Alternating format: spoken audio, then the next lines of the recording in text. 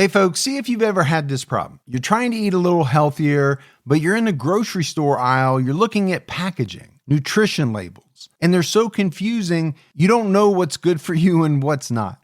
Well, this is why I love Thrive Market, my go-to online grocery store for getting all of my healthy essentials delivered, and I don't even have to leave my couch. Finding better options for the whole family is easy with Thrive Market's Healthy Swap Scanner. Just scan a product and it instantly recommends healthier swaps. This is how my wife and I found our new favorite snack, IQ bars. Sometimes I eat one in the morning with my coffee, sometimes just later on in between meals. They also have so many on-site filters that make it simple to shop by the needs of everyone in the family. Maybe you have someone who needs gluten-free food, somebody that has a peanut allergy. Well, no more scouring ingredient labels when you can just filter it all on Thrive Market. My wife and I often use the high protein filter to stock up on things like Sieti chips. Ready to make the switch? Go to thrivemarket.com/TCAT for 30% off your first order, plus a free $60 gift.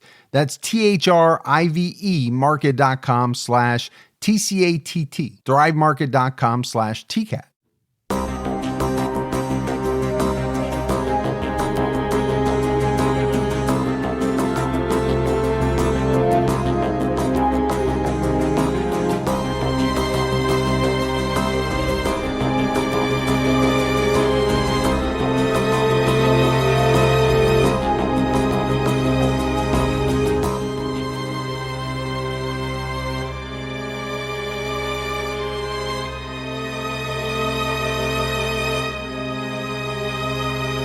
Hello, everyone, and welcome to episode 316 of the True Crime All the Time podcast. I'm Mike Ferguson, and with me, as always, is my partner in true crime, Mike Gibson. Gibby, how are you? I'm doing good, man. How about you? I'm doing very well, much better. Good. I'm on like week 3, and even though there's still a little bit lingering, I feel so much better.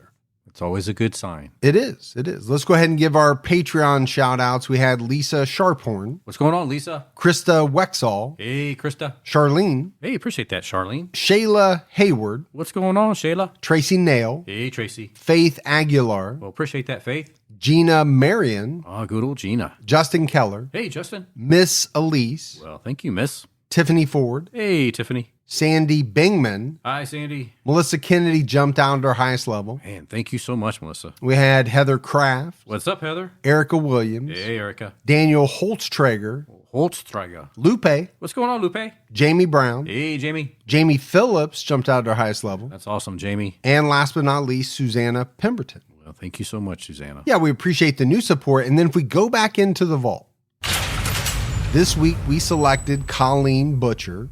Oh, that's awesome, Colleen. It is. We appreciate the new support, the continued support. We had some amazing PayPal donations. Alice Yang sent what I believe is the biggest PayPal donation ever. Well, that's awesome.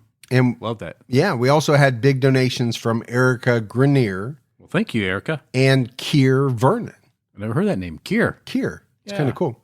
And I don't know if I'm pronouncing it correctly, but I like it. Gibbs, right now on Unsolved, we have part 2 and the final part on the murder of Betty Gore and the case against Candy Montgomery. You know, a very interesting story, one that people have been asking us to do for a long time. Oh, yeah. Part 2 is really good, so make sure you check that out. Definitely one you have to listen to. Crime Con's coming up, I think, in September. If you're going and you're going to buy your tickets, go to crimecon.com. Use our promo code TCAT, TCATT. That'll get you 10% off your standard badge price. All right, buddy. Are you ready to get into this episode of True Crime All the Time? I'm ready. We are talking about a man named T. Eugene Thompson. Kind of a strange name. It is strange. T stands for Tilmer, which I had never heard before either. But we've got a lot going on. We've got, murder for hire plots, affairs, conspirators, all in an effort to gain some life insurance. It's a lot of activity. It is. It is. So let's get right into it. Tilmer Eugene Thompson was born on August 7th, 1927. He was born in Elmore, Minnesota. That's according to his Find a Grave profile. There was a 2015 New York Times article that said he was born in Blue Earth, Minnesota. It's Minnesota. I don't actually know where either one of those is, but safe to say he was born in Minnesota. Minnesota. He was the son of a chicken farmer, and it was said that he grew up in Elmore near the Iowa border. T. Eugene was given the nickname Cotton because apparently he had like that whitish blonde hair. I had that when I was young. Did you? Yeah, I sure did. I can picture that. Yeah. I can picture that. You probably wish you had the density of it back. I know I do. You had to go there, huh? Well, yours is nowhere near where mine is, son. You've got a pretty full head of hair. I'm just saying, I'm sure you wish it was a little denser. I'm saying I wish I had Just the first 2/3 of mine back from the front back. I still can't believe no one's invented something to like make hair growth. Like a chia pet Yeah. type situation. Yeah. I don't know. There's a lot of stuff. I'm not taking those ones from the back though and having them implanted in the front. T. Eugene played football with future Senator and Vice President Walter Mondale. So Mondale was VP during Jimmy Carter's presidency. According to the Twin Cities Pioneer Press, Mondale said about T. Eugene, "We grew up together. His family lived just a block from mine. His dad was in the poultry business. It was really painful for me when he got into severe trouble with the law. He did something for which there was no excuse. He had to pay that price, and he did. He's got a nice family. I feel sorry for them, and I extend my deepest sympathies to them." So this is a little different. Sure it is. How many people do we talk about on true crime all the time where, you know, a vice president, senator, somebody really high up in the government was friends with this guy and has to come out and say, you know, things to the press. I don't condone what he did, but we were friends at one point. Well, I would hope he say I don't condone what he did. That'd be front page news if he went a different direction. So T. Eugene dropped out of high school to enlist in the Navy. The Twin Cities Pioneer Press reported that he lied about his age. And apparently he served in World War II on a minesweeper in the Pacific. I think a lot of kids back then lied about their age because they wanted to go into the service. Yeah. Yeah. They wanted to serve their country. After the war, he attended college in St. Paul, Minnesota from 1946 to 1950. He then went on to St. Paul College of Law and was there from 1951 to 1955. That's what it was called back then. I saw where now it's called William Mitchell College of Law. So T. Eugene was admitted to the bar in 1955. He worked several jobs and then started practicing law. So he worked in personal injury, domestic relations, and criminal law. At the time of his arrest, he was the chairman of the Criminal Law Committee of the Minnesota State Bar Association. This was a guy who was active in bar association activities and even taught some at the William Mitchell College of Law.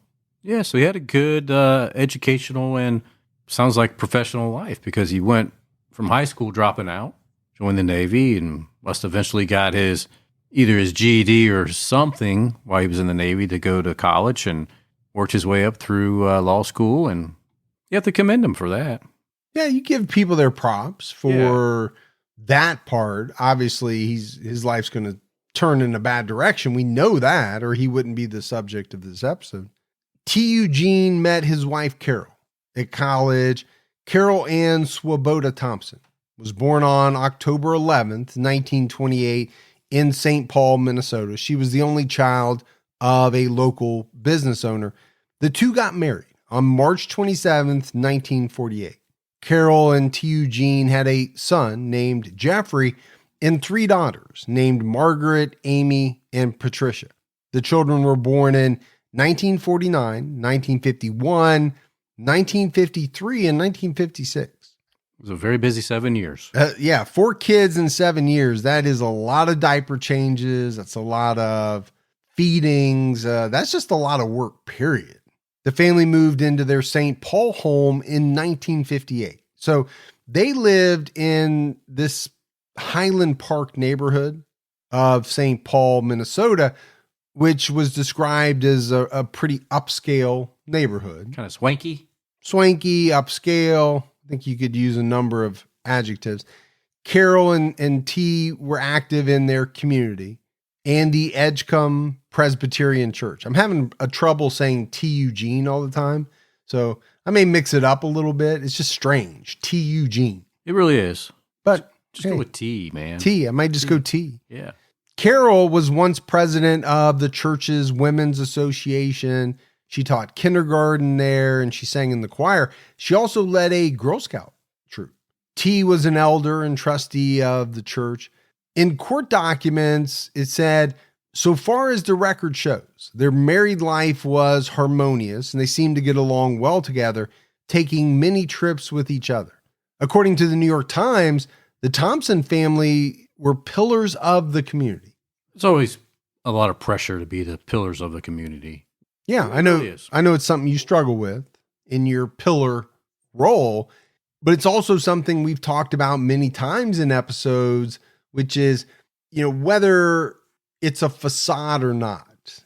You have this family that from the outside looking in seems like, wow, they've got it all, right? The kids, good jobs, the money, living in the upscale neighborhood, nice house. Right. But somebody in that family's got maybe a dark side, or eventually something bad is going to happen. According to court documents, in the summer of 1960, T. Eugene commenced a social relationship with a woman named Jacqueline Okaneski. Apparently, this was a woman that he represented in a divorce action. They started this relationship, and it continued until December 1961. They went on dinner dates. He visited her apartment.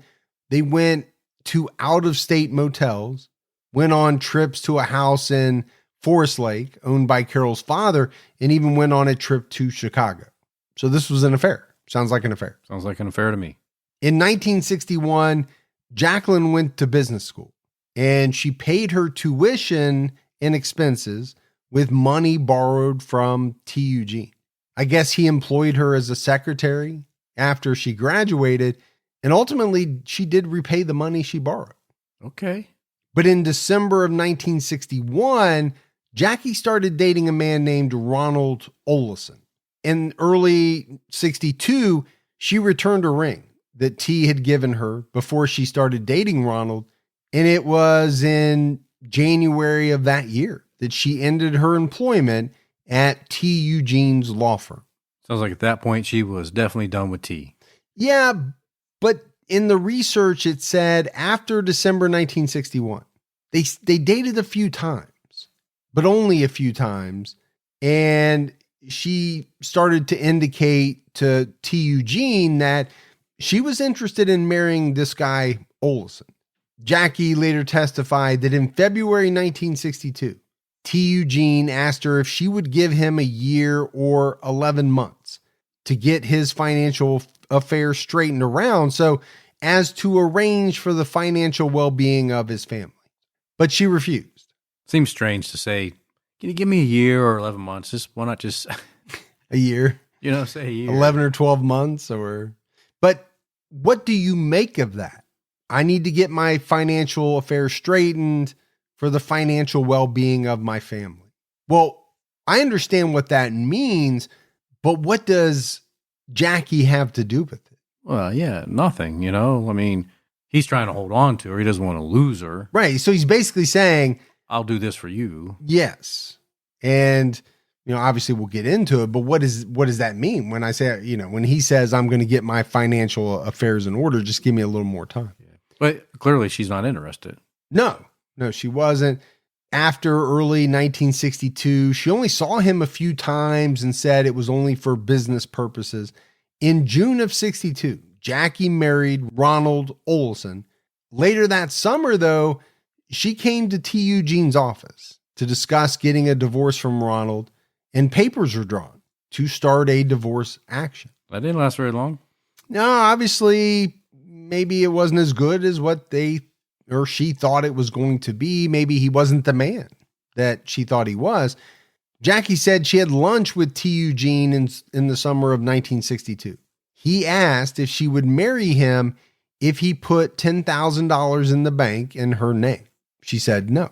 Yeah, that's a really strange way to ask somebody to marry you. I want you to marry me, and if you do, I'm going to put $10,000 in your bank account. A little less romantic than, the ring in the champagne glass. Yeah. That someone finds as they start to drink it or get to the bottom of it. Maybe that works sometimes. I can't see how a marriage like that would survive based on a financial proposition. Exactly. In September 1962, T. Eugene commenced Jackie's divorce action. He served Ronald Olson the papers.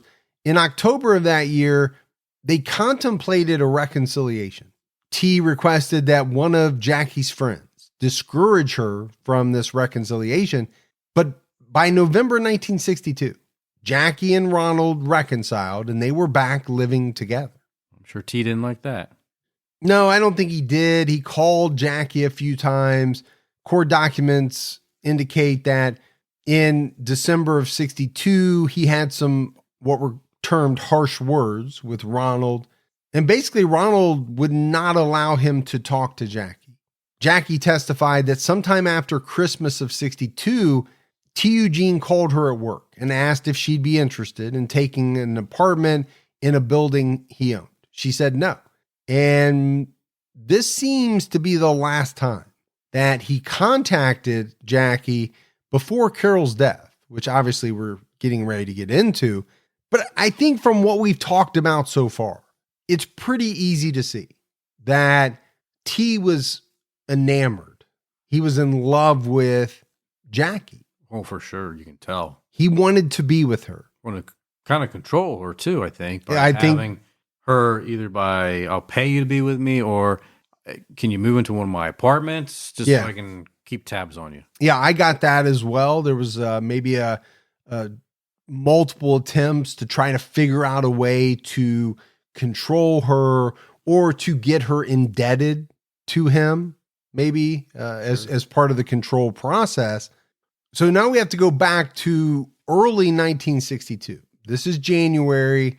T. Eugene and Carol traveled to Chicago and they visited the home of Mr. and Mrs. Bruce Gove. This is a couple that they had known since college.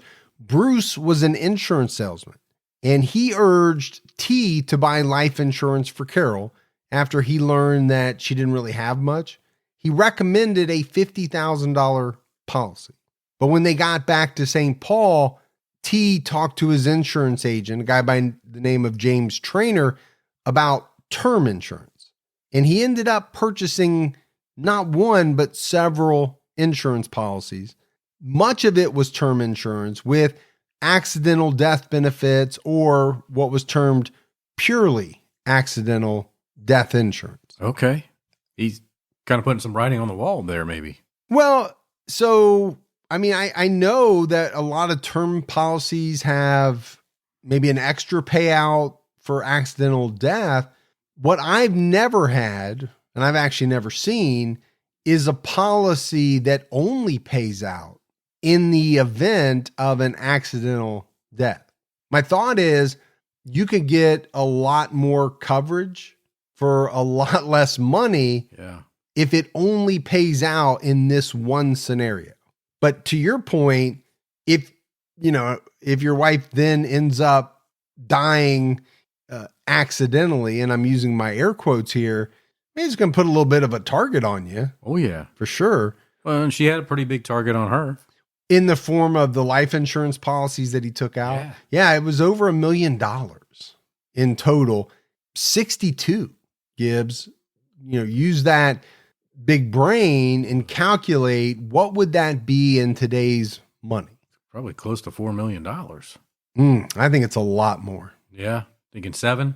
I think it's over double digits. Wow. If I had to guess. Yeah. I really do. Now, I'm not as good at it as you are. Well, but I'm going, 12. That's my guesstimate. That's a lot of money today.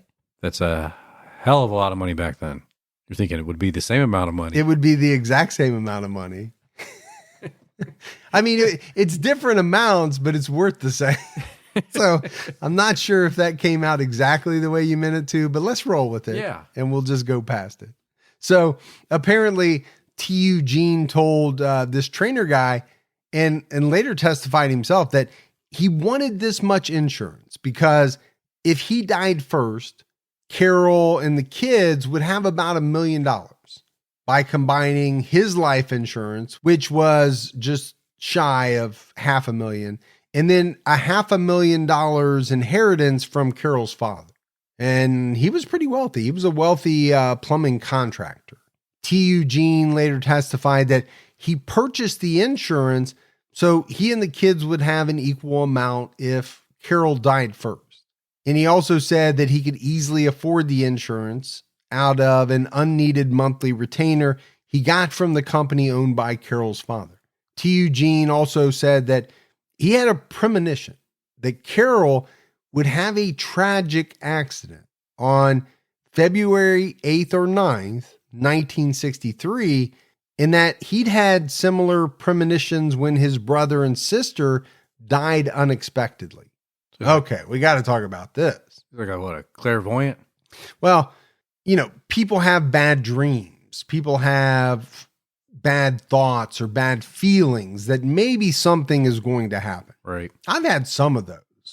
I have never had anything where I thought someone is going to die and I can tell you the date. That is very creepy. It's really creepy. You can tell me when I'm going to die, but you can't tell me how to win the 1 point some $1 billion lottery that's coming up. I know. These things work in strange ways, I guess. In July of 1962, a guy by the name of Norman Mastrian, a former prize fighter from Twin Cities, contacted Eugene about a possible false arrest. These guys had attended college together, but apparently T didn't remember this guy. But on July 31st of that year, he agreed to represent Mastrian if he was paid a $2,500 retainer.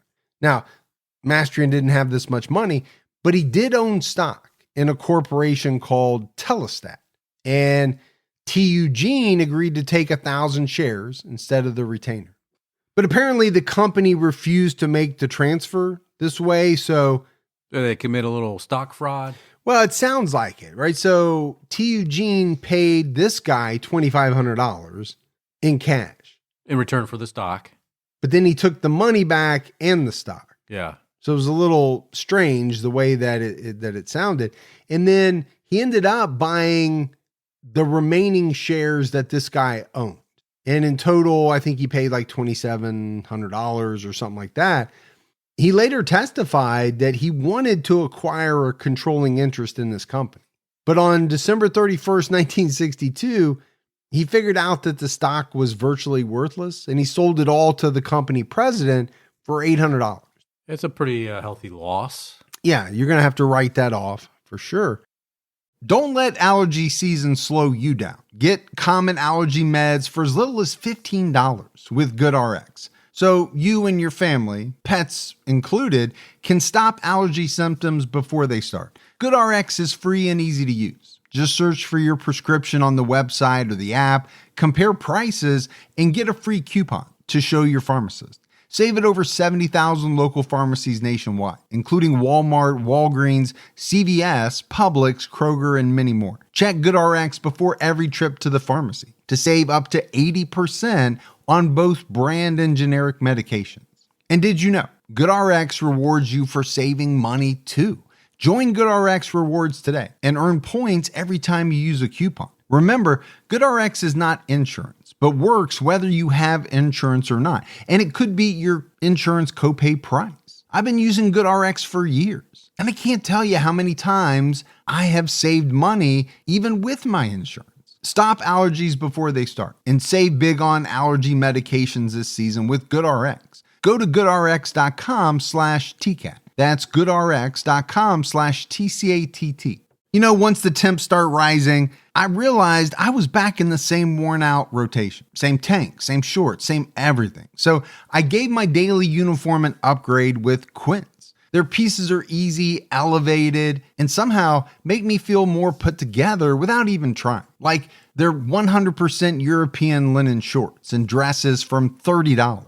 Luxe swimwear, Italian leather platform sandals, and so much more. The best part, everything with Quince is priced 50 to 80% less than what you'd find at similar brands. By working directly with top artisans and cutting out the middleman, Quince gives you luxury without the markup.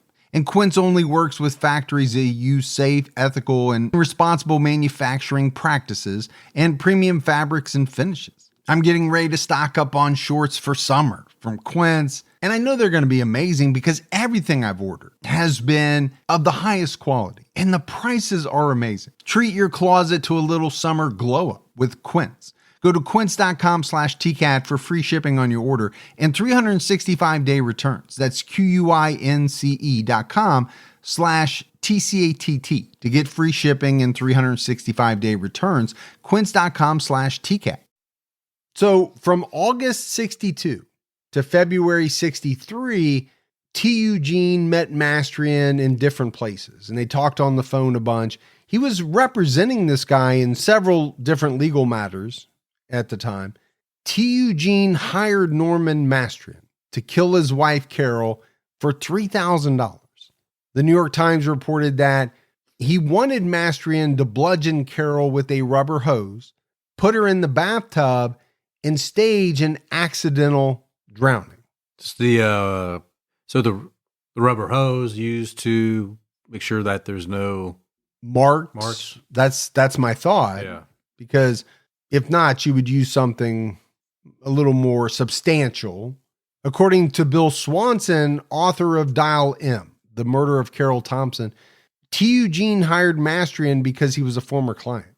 Swanson told the Twin Cities Pioneer Press, Norman Mastrian was a guy who was known to police, in and out of trouble. He had been involved in the murder of an underworld type years earlier, and T. Eugene had been involved in his defense. So, I take from that T kind of knew what this guy was all about, knew some of the things that maybe he'd been into in the past, and at least had a good idea that maybe he would be open to, some type of murder for hire plot. Because, you and I talk about that all the time. How do you go to somebody and say, hey, will you kill my wife for $3,000? A friend, an acquaintance. I think that would be pretty tough. People do it all the time. They get caught. But here's a guy who had kind of maybe done some shady things in the past. And so he felt a little more comfortable maybe going to this guy. Just seems like a really low number. It always does, right? What number wouldn't seem low number one, to have your wife killed? And then number two, as the person taking the money, to take a human life for X amount of dollars. And all that risk that goes with it. Well, not only the risk, but to me, I always think of like the stain on your soul. Money's not going to wipe that away. That knowledge that you took somebody's life and something that you really got to live with for the rest of yours. On January 24th, 1963, T. Eugene took the family dog to the vet and asked the vet to rehome the dog. I didn't know that's something that a vet would do, but maybe back in the 60s it was. But here's the thing. He claimed that they had installed new carpet and the dog had stained their old carpet. And because they couldn't train her, they felt like they had to get rid of her. Now, one important thing in the research was that this dog barked whenever someone came to the house. That's important. It's also important that it's disputed whether or not Carol knew why T. Eugene was giving the dog away, or if she was okay with it at all. But obviously it's going to come up, right, as part of the case. The family's phone was often kept in the upstairs bedroom, but it was taken out of the house on March 4th, 1963.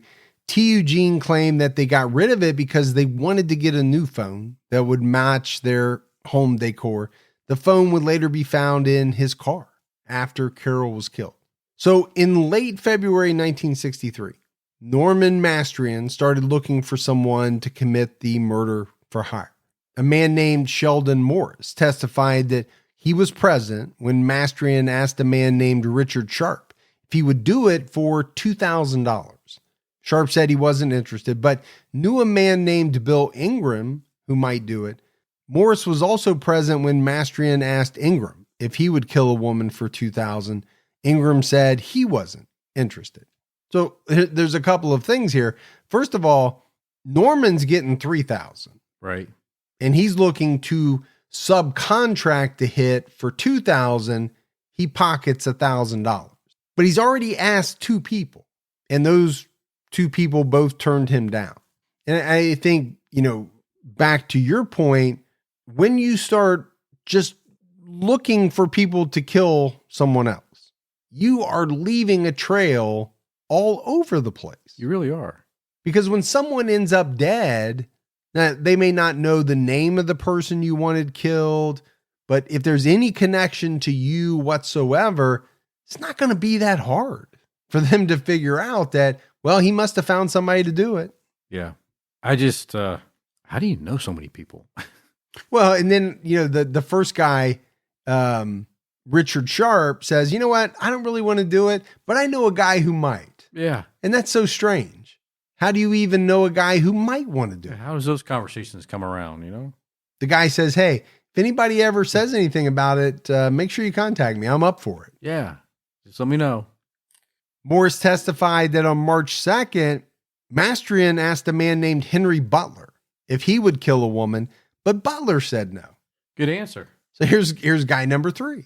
Morris testified that on the morning of March 4th, Mastrian told him he had to meet T. Eugene at a pancake house in St. Paul.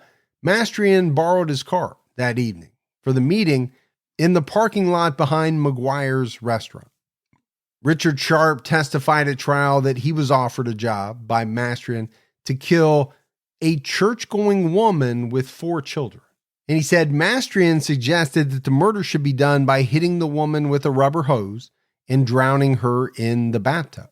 Trying to keep it clean that way, I guess. Sharp said he was told the price was $2,000, but if it looked like an accident, it would be $3,000. He testified that on or about March 2nd, he introduced Mastrian to a guy named Dick Anderson. Dick Anderson was described as a troubled Korean War combat veteran and an ex-convict from Michigan. This is what the Twin Cities Pioneer Press wrote about him. He also worked as a roofing salesman. Sharp claimed he was present on March 3rd when Mastrian offered the job to Anderson. Anderson said he'd think about it. So not a flat out no this time. Right. Let me think about it. Sharp testified that on March 4th, he gave the gun to Mastrian that was used during the attack on Carol Thompson. So, I think I said up front, there's a lot of conspirators involved in this situation. And already, we're hearing about a lot of them. We've got a few layers here now. Yeah, Mastrian is kind of tasked with getting the job done. Sharp doesn't want to do it, but he's putting Mastrian on to other people who might. And at one point, he supplied the gun that was ultimately used to kill Carol Thompson. So he's very involved, even though I'm not sure he's even getting paid. Yeah, I don't think he probably is. Because he turned down the job. Yeah. So what's he even involved for? According to court documents, Willard Ingram also testified and corroborated Morris and Sharp's statements. Henry Butler testified that Mastrian offered him the job and that he was there when Mastrian gave the gun to Anderson. He also testified that on March 4th or March 5th, he heard Mastrian ask Anderson, "What happened today? I had a perfect alibi." So Dick Anderson testified that he met Mastrian on March 3rd, 1963. And that very same day, Mastrian asked him if he was interested in killing a woman. I mentioned it, right? Anderson said he'd think about it. I guess later that day, Mastrian called him and Anderson said, "Yep, I'll do it." But he would need half the payment, $1,000, before he did the job. Mastrian agreed to meet him on March 4th and said he could only get $200, but he'd have the rest by next Friday. 34-year-old Carol Thompson was murdered by Dick Anderson on March 6th, 1963. So everything, right, was kind of leading up to this murder of Carol Thompson. I'm going to go back to Anderson. Finally, Mastrian finds a guy who says that he's willing to commit the murder. He wants $1,000 up front. Well, you know what? I can only get $200. I get the rest to you later. Okay. Okay. Yeah. He's still in. Yep. He's still in. And he ultimately kills this woman. It was March 6th, 1963. Seemed like a normal day. Carol cooked bacon and eggs for her husband and the kids. And then after making breakfast, she went back to bed. T. Eugene went to his office earlier than normal on March 6th. His secretary called home. She spoke to Carol. And then T spoke with Carol and said he couldn't come home early in the afternoon like they had planned. Carol had no idea that her husband planned to have her killed. His plan was detailed in the Park Rapids Enterprise. He would go to work early that day. Carol would send the kids to school. Dick Anderson would be waiting in the basement of the house for a phone call from T. Eugene's office. When Carol answered the phone, which was near the top of the steps, Anderson would sneak up on her and hit her on the back of the head. And then when Carol was unconscious, he would carry her to the bathtub and stage a drowning. Now, I don't think we have to say this, but obviously the rubber hose, the no marks, the drowning, it's all key. It is. For the accidental death life insurance payout. But this plan did not work out. Per Anderson's later confession, on March 6th, he realized that the basement steps were creaky, and he worried that Carol was going to hear him. So around 9 a.m., he ambushed her in her bedroom. He hit her on the head with a piece of rubber hose, and then he attempted to stage a bathtub drowning. But when he went to clean himself up, Carol woke up. The New York Times reported that Anderson testified, "She managed to get out of the tub, so I knew I had trouble." I would say, yes, you do at that moment. Well, because what you thought was going to plan now has, that's all thrown out the window. Because Carol tried to escape. She ran to the first floor. Anderson tried to shoot her. But apparently the pistol was loaded with the wrong ammo and it misfired. So he hit her in the head with the butt of a Luger pistol. And then he stabbed Carol in the neck with a paring knife, hard enough to break the handle. In total, Carol was stabbed over 50 times. Now, it's going to be real hard to claim an accidental death benefit. Yeah, I think so. When you know that the victim died because they were stabbed over 50 times. But even after all that, Carol managed to get away and run to a next door neighbor's house, but she didn't get any help there. She ran to another home, the home of Ruth Nelson. And it was said that Carol was so badly beaten that Ruth didn't even recognize her at first. The Star Tribune wrote that Carol told her, "I got a knife stuck in my throat." A man came to the door and then she lost consciousness. So that's gruesome, but it really paints a pretty vivid picture of, what this woman went through. This lady was a neighbor. Obviously, she knew who Carol was, but her face was so messed up that she didn't recognize her.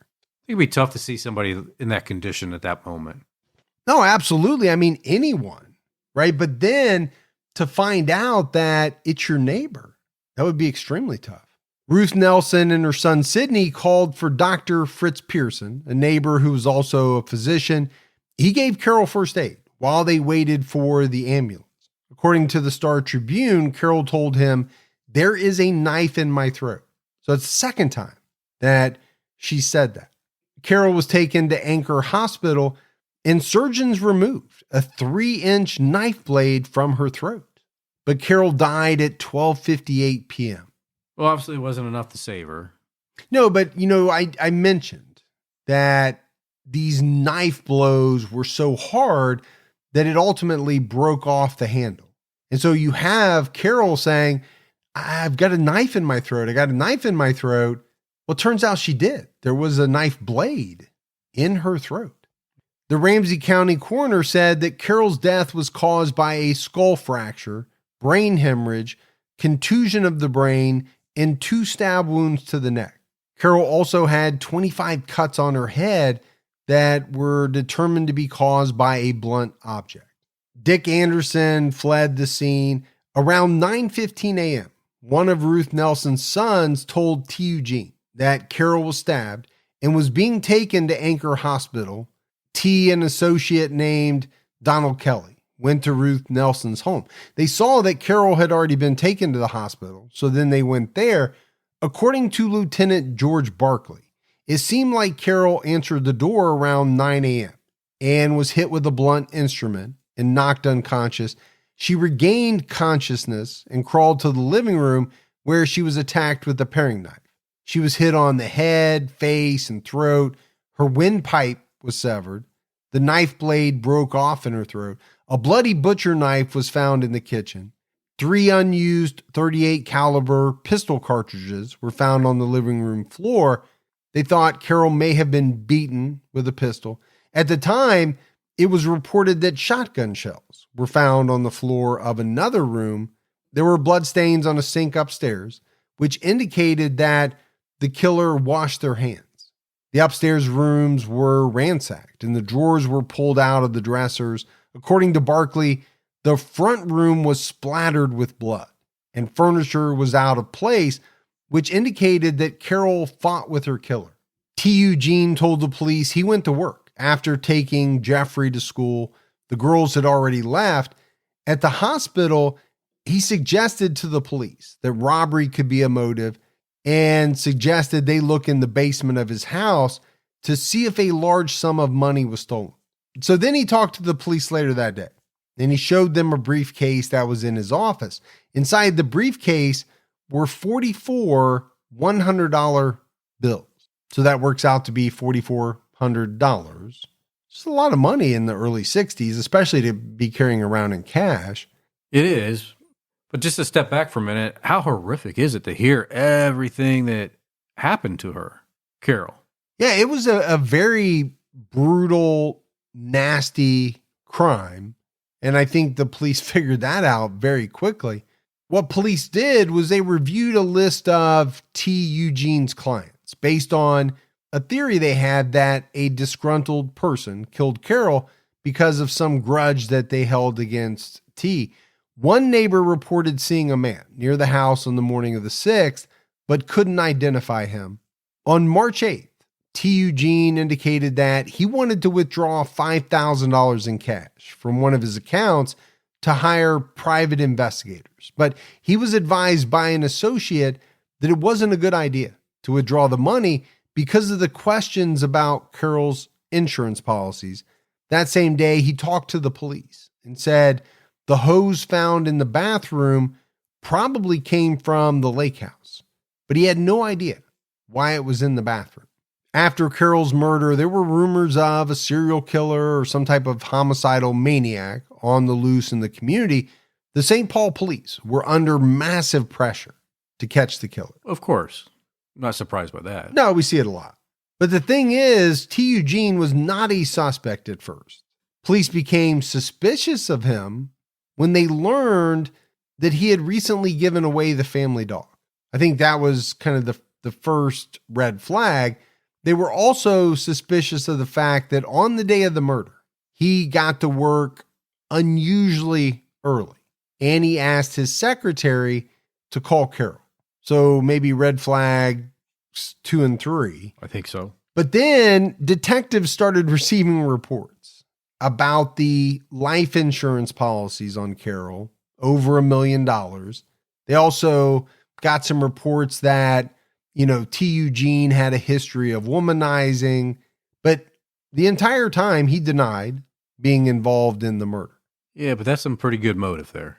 $1 million in the early 60s? Yeah. Yeah, I think police have to look at it for sure.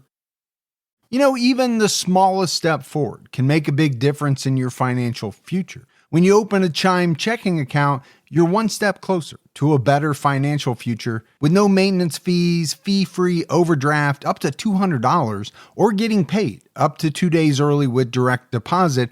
Making progress has never been easier. I think we've all been in that position where we've had an overdraft. Well, with Chime, you can overdraft up to $200 with no fees. That's amazing. And they have over 50,000 fee-free ATMs. Make progress towards a better financial future with Chime.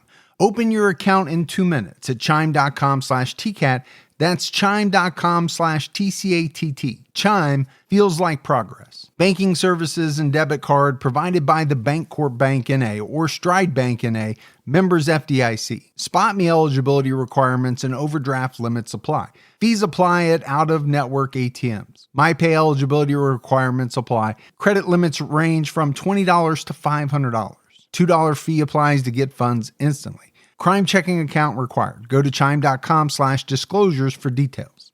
True Crime All the Time is sponsored by BetterHelp. Folks, therapy can feel like a big investment, but let's think about the state of your mind. It's just as important as your physical health. Traditional in-person therapy can cost anywhere from $100 to $250 per session, which adds up really fast. But with BetterHelp Online Therapy, you can save, on average, up to 50% per session. With BetterHelp, you pay a flat fee for weekly sessions, saving you big on cost and time. And you get quality care at a price that makes sense and can help you with anything from anxiety to everyday stress. Your mental health is worth it, and now it's within reach. I've used the BetterHelp service for years, and I love the fact that, I can connect with a therapist in a comfortable spot in my home on my laptop. With over 30,000 therapists, BetterHelp is the world's largest online therapy platform, having served over 5 million people globally. Your well-being is worth it. Visit betterhelp.com/TCAT today to get 10% off your first month. That's BetterHelp, HELP.com/TCATT. According to court documents, Sheldon Morris testified that 2 days later, he drove Norman Mastrian to Forest Lake, where Carol's father owned a cottage. They parked, waited for an hour, then went back to Minneapolis. They returned on March 9th and 10th. He testified that on March 15th, he delivered $800 from Mastrian to Dick Anderson with a message that this was all the money Mastrian could get at the time, and Anderson shouldn't bother him until Mastrian could make contact with the payoff man. So I don't think there's any doubt Anderson knew that this Mastrian was a middleman. Yeah. But I also think it's strange that you're hiring someone to commit a murder. And at first you don't have even half the money, right? You give him $200, and then you come back with $800 later and say, you know what? Don't bother me for the rest of the money for a while, right? I think you're really kind of leaving yourself open there. In a big way. Not that this guy wants to tell because he's a murderer, but if the you-know-what hits the fan, you don't think he's going to, make a plea, cop a deal, and testify about everything he knows? If he's smart, he will. On or around March 15th, attorney John Connolly gave Morris 25 $100 bills to give to Mastrian. On April 15th, Morris delivered an envelope from Mastrian to Anderson. The envelope was supposed to have $1,500 in it, with a note that read, this was all the money Anderson could expect until Mastrian got money from the payoff man. Anderson informed Morris that he'd be gone for 2 weeks, and he wanted the rest of the money when he got back, or else. The old or else. Anytime you add or else at the end of something, it denotes something ominous, right? Something bad is going to happen. That's always the else. Yeah. It's never, I'm going to give you money or something good is going to happen to you. You better give me my money or else. That's right. Or else what? Or else I'll have to give you a gift. No, it doesn't work that way. It's not something pleasant. On March 20th, T. Eugene was contacted by attorney John Connolly, who was representing Mastrian, and was asked to bring some of Mastrian's files to the office. Okay, so the middleman in this murder for hire plot also has an attorney. T. Eugene gave Connolly 25 $100 bills and said that it was the return of the retainer that Mastrian gave him in connection with the matter in Anoka County.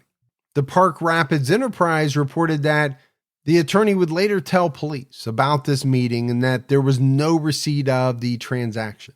On March 27th, Thompson released a statement confirming that he was the beneficiary of over $1 million in term and accident insurance. And I think, like you said earlier, that has to raise some eyebrows.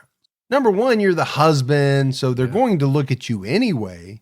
I think it's a big flag for me. But when you've got that much money that you're going to get if your wife dies, and I get it, a lot of people have insurance, and maybe some people have massive amounts of insurance. Yeah. And it doesn't mean anything bad is ever going to happen to the person, but if something did, you'd be looked at. That's all I'm saying. If something happens to me, they're definitely going to be looking at you. It's weird that you took 7 policies out on me, but I just assumed that, you knew what you're doing. It was also weird how easy it was. I might take 7 more. Yeah, I don't know what you want it for, but, hey, whatever. And you never will.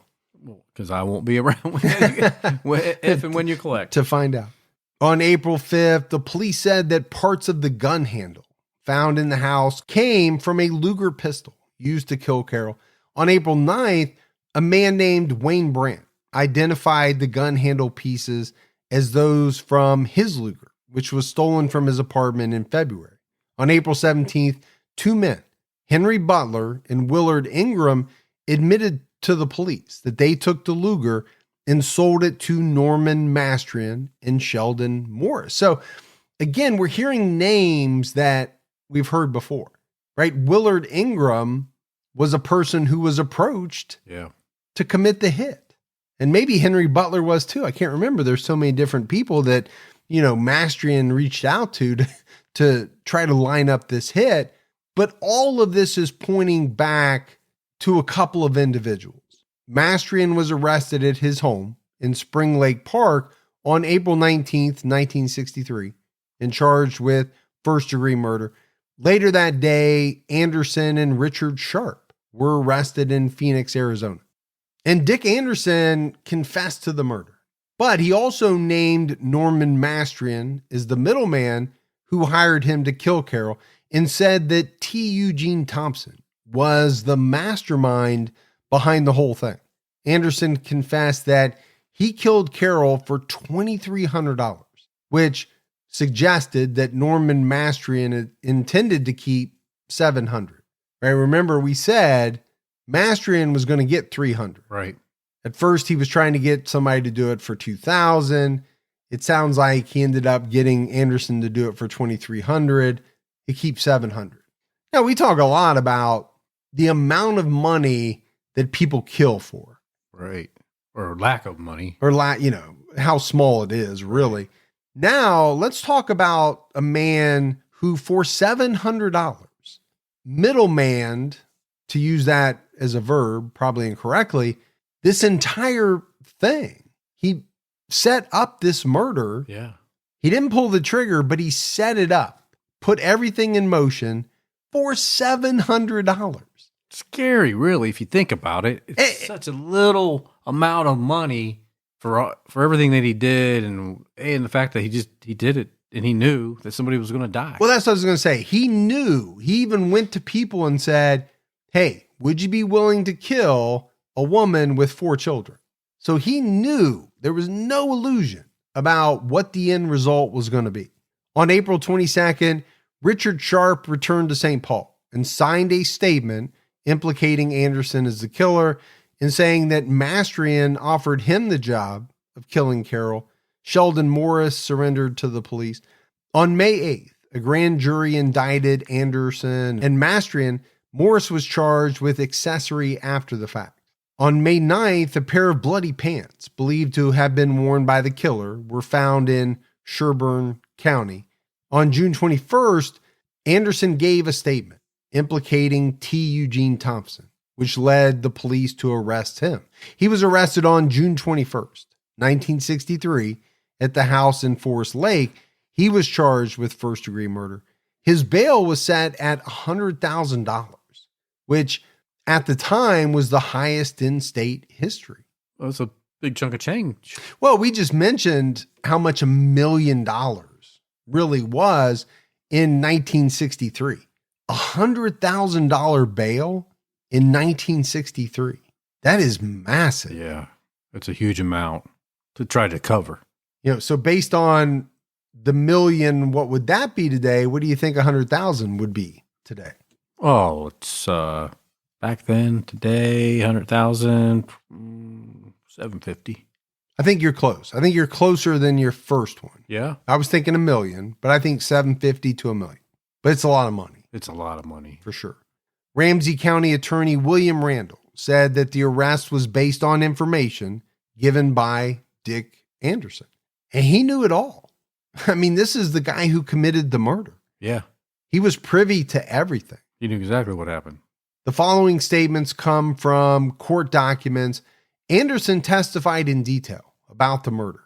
He made another important statement in court saying, "This was the first time I had heard the name of Mr. Thompson. Mastrian said, Mr. Thompson will leave the door open in the morning. You will be able to go inside and go down in the basement and wait. At 8:25, Mr. Thompson will call Mrs. Thompson. And at that time, you will be able to sneak up the stairway. Mrs. Thompson will be right around in the kitchen answering the telephone. The other telephones in the house will be removed so that she has no choice but to come downstairs." So again, going back to, telephones being removed from rooms that are later found in Thompson's car. Here's the whole reason behind it. Now we know. Right? We only want one phone in the home. So it's that phone that has to be answered, which puts his wife in a certain place at a certain time. Anderson testified that we went over to the Highland Park area and he drove me past the residence at 1720 Hillcrest in the front. He said, "Look good at the front of the house." I did. And then we went around the alley and we made several trips around the alley and around the front of the home. Then we finally pulled up in front of the home and then he showed me the side door, pointed it out to me and said that there is no back door on the residence. He also said at 6:00 in the morning, there's no movement on the streets and there's no lights in this section. At that time, he took a rubber hose out from underneath the front seat of his car and he told me that the woman should be hit at an angle across the back of the neck to more or less simulate falling in the bathtub. I asked him about the water in the bathtub and he said, "Mr. Thompson will leave water in the tub." I discussed further with him about the body, whether it should be face down or face up if she fell in the bathtub. He said, "Be sure and have it so the body is up as far as the bathtub goes." And he instructed me as far as reverse artificial respiration on the chest. So some pretty good details here. Yeah, I think Anderson was very detailed in his testimony. He also testified that after he attacked Carol, he left out the front door and went to his apartment. He got a call from Mastrian. He put the clothes he wore into a bag and he met Mastrian and Morris. They rode north of the Twin Cities and threw the clothes and the gun out of the car while driving down side roads. So like you said, very detailed, but also very damning, right? Against Thompson for sure, but also Mastrian and some of the other people involved. T. Eugene Thompson's murder trial started on October 28th, 1963. The state presented evidence about the life insurance policies as well as affairs that T had. The prosecution argued that Thompson arranged the murder so he could collect Carol's life insurance benefits.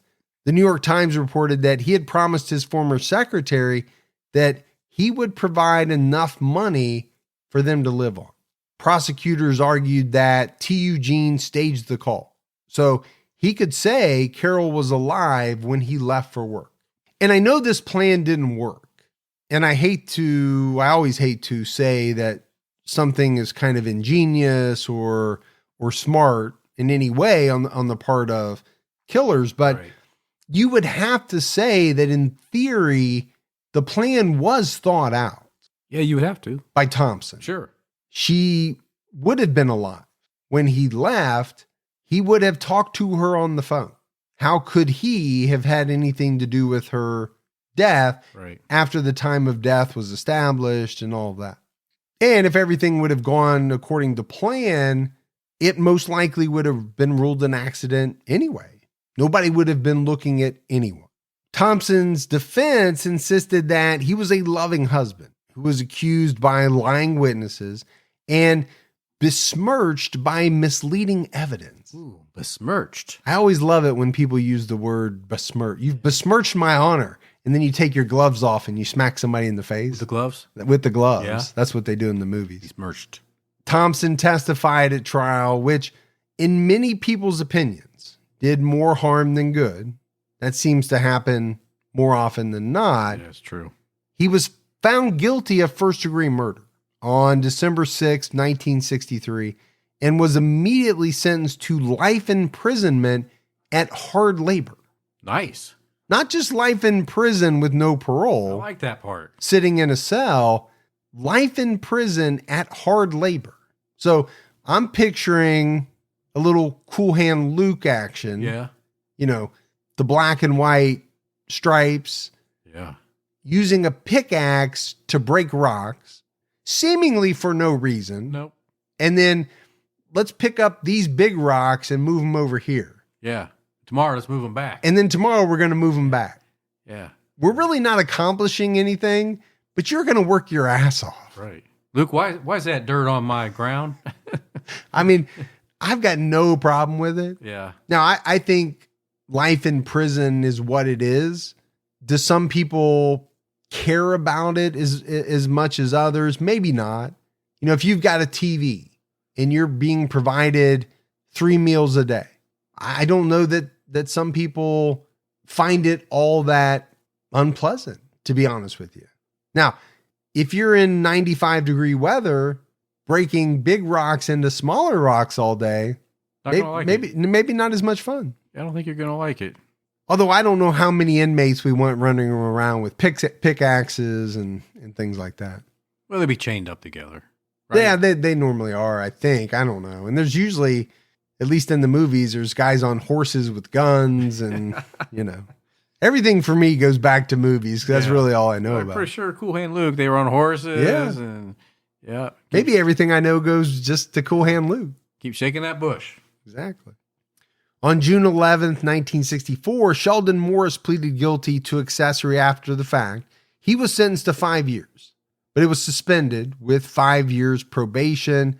On June 22nd, 1964, Dick Anderson changed his plea from innocent to guilty and was sentenced to life in prison. He was given credit for a year he had spent in the Ramsey County Jail, which I thought was strange in the research because, okay, it's life in prison. Maybe he got credit for when his parole would come up or what. I don't know. I don't know either. I mean, if you got life in prison, you got life in prison. It's like, hey, thanks for that credit, but I don't ever get to use it, right? Maybe instead of parole at 25 or 30, it'll be 24 or 29. I don't know. Thompson's appeal to the Supreme Court of Minnesota was decided on January 7th, 1966. The court affirmed his conviction. Carol's parents took custody of the children. Their son, Jeffrey, became a lawyer and eventually the Rice County attorney. He prosecuted several murder cases. And then in 1999, he was appointed a district court judge in Winona. Good for him. Yeah. Thompson did reestablish relationships with his children, sisters, grandchildren, and great-grandchildren. Jeffrey Thompson originally visited his father in prison, and he asked for early parole. He said in an interview with the New York Times, it's very hard for a child to have a parent in prison, but once he got out, we never had much of a relationship. And he did get out. On March 15th, 1983, Thompson was approved for full parole. He'd been living in a halfway house for 3 months and participating in a work release program. Both Anderson and Mastrian were approved for similar work release programs, and they would qualify for full parole in 1983 as well. Anderson said he planned to move to Oregon, and Mastrian said he planned to write a book with a professor from Washington. So what do you think? Didn't spend much time in there. 20 years, right? 20 years, give or take. Yeah. I don't know why they call it life if it's not life. Yeah, I understand life with the possibility of parole. I get that. But when you look at a husband, taking out the policies, doing everything he did, it was so cold, it was so calculated. And, killing his wife or having his wife killed, the mother of his children, is 20 years enough? And I think a lot of people would say no.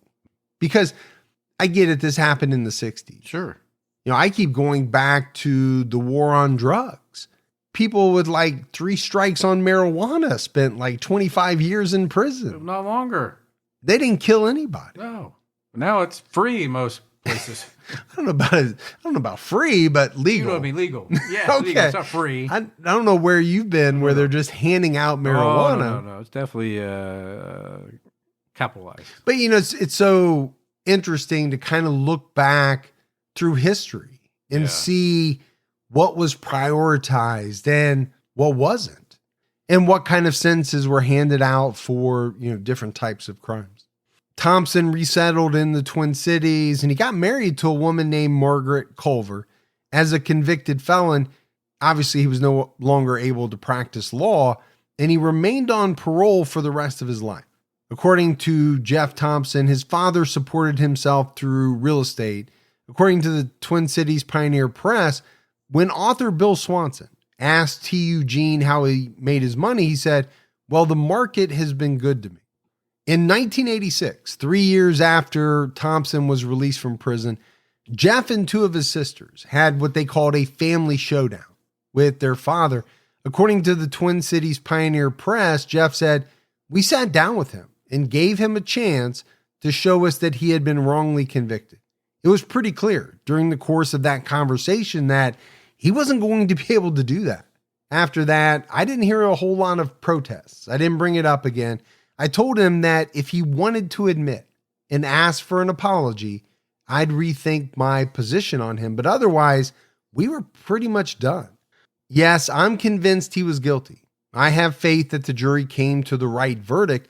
I have faith in our criminal justice system in the state of Minnesota still, after 40 years of involvement." So I thought this part was pretty interesting, right? This is about 3 years after he was released. And, as the children, they're now grown, they're adults. They are interacting with a man convicted of engineering the murder of their mother. How's that going to go down? I wouldn't think very good. No. And they're basically saying, hey, show us that you didn't do it. Prove to us that you didn't do it. And obviously he can't, because he did do it. Yeah, and that's why he's sat in prison for all those years. T. Eugene Thompson died on August 7, 2015 at his condo in Roseville. He was 88 years old. His paid obituary ran in the Pioneer Press and Star Tribune. There was no mention of the murder, which I can't imagine there would be. And I think anybody writing an obituary would probably leave that part out. Of course, yeah. Well, at least you probably should. You should. Out of all the highlights, that's probably not the highlight you'd want in there. Unless you really are upset with this person, And he did die on his 88th birthday. Jeffrey Thompson told CBS that he didn't know much about his father's death. He said, "We were told that he was fading and that we needed to get up and see him if we were going to. Before I knew it, he was gone." And it sounds like, really before his death, they had a very contentious relationship. They didn't talk all that much. Yeah, it didn't seem like they were very close. No, not at all. Now, one of the things that I really found fascinating, and this came out of the book by Bill Swanson, was he talked about the fact that the Thompson trial was covered across the country. It was a big case. Yeah. Right, that went out on UPI's national wire. But it was interrupted because on November 22nd, President John F. Kennedy was shot and killed.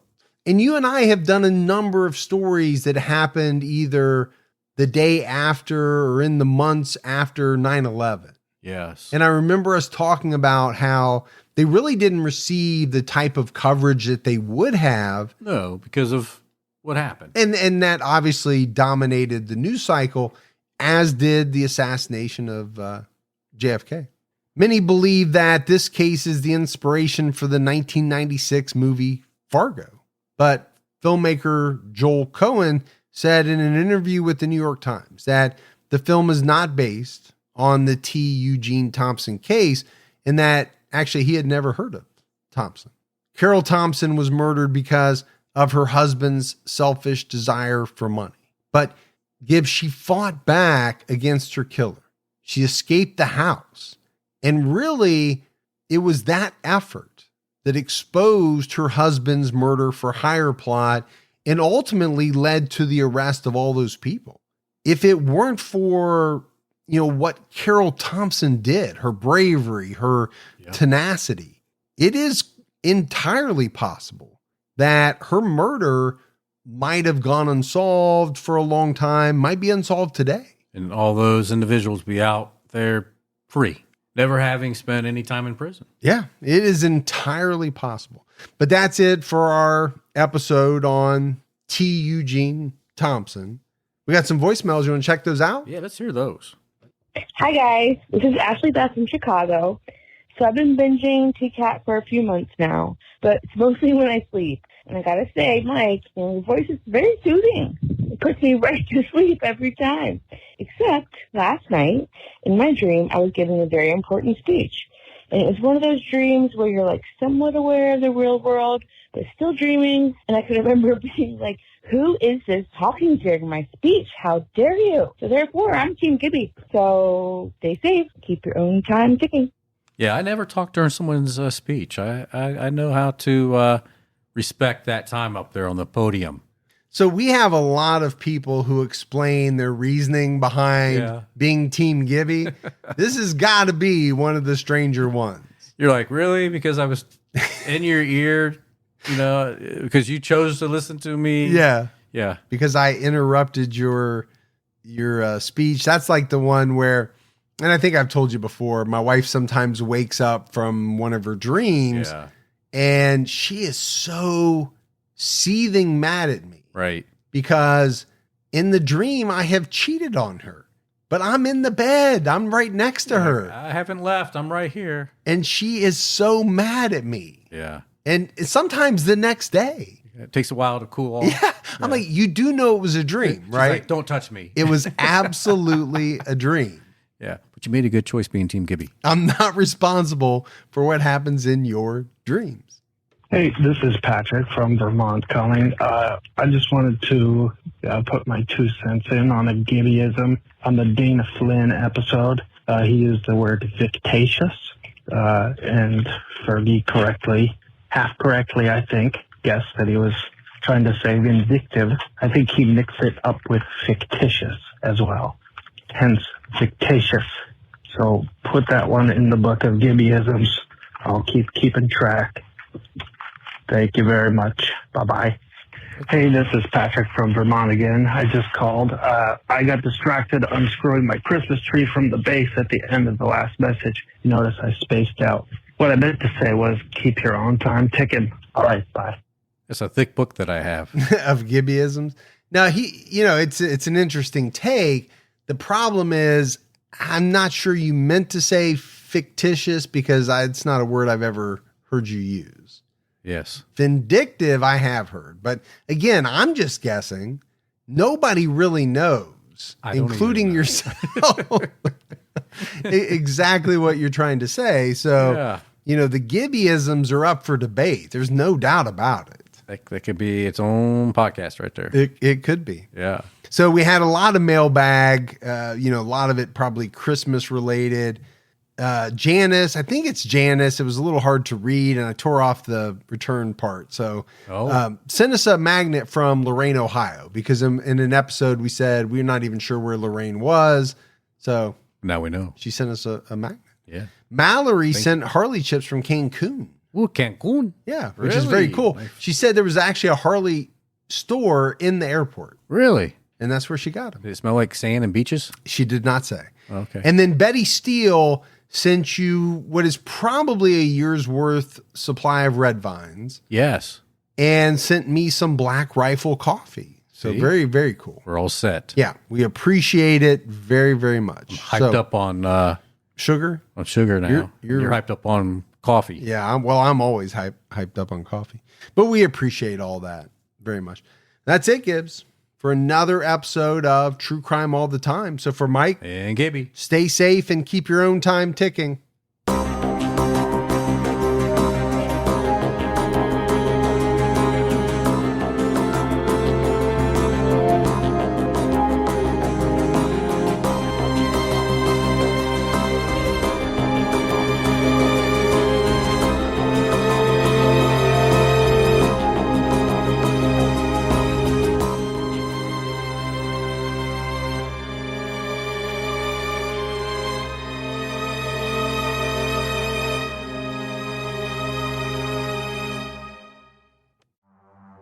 In the early hours of December 4th, 2024, CEO Brian Thompson stepped out onto the streets of Midtown Manhattan.